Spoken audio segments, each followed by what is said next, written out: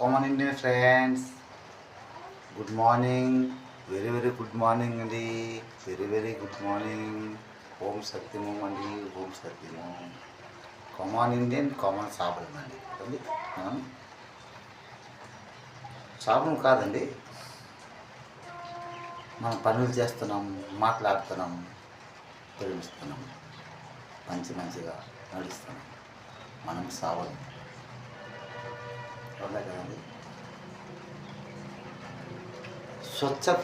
స్వతంత్ర భారతదేశంలో మంచి వాతావరణంలో మనం జీవిస్తున్నాం.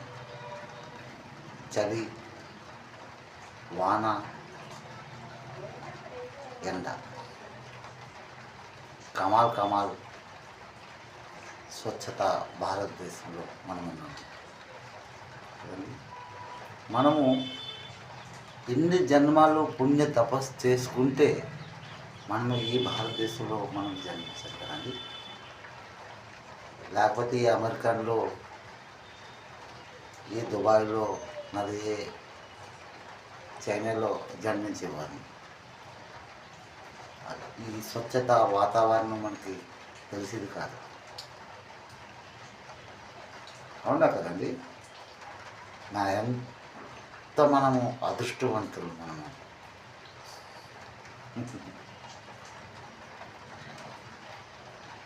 మన జ్ఞానవంతులు, రాజకీయ నాయకులు అందరూ అంటే మన హిందుస్థాను చాలా పేద దేశం అంటారు. కాదు, ఈ ప్రపంచానికే ధనవంతుల దేశం మనదే. అవునండి, మనమే ధనవంతులు. కాకపోతే మనం బద్ధకస్తులు, పనులు చేయము, సుఖాలకు అలవాటు పడిపోయాము. మన వృత్తి మనం చేసుకోవట్లేదు. ఇప్పుడు మేము చేపలను మహాసముద్రంలో, బంగాళాఖాతంలో చేపలు పట్టుకుంటున్నాము. మనం చేపలు పట్టుకోలేకపోతున్నాము. పట్టుకుంటాము కానీ స్టైల్, ప్యాంట్ షార్ట్లకి సుఖాలకు అలవాటు పడిపోయాము.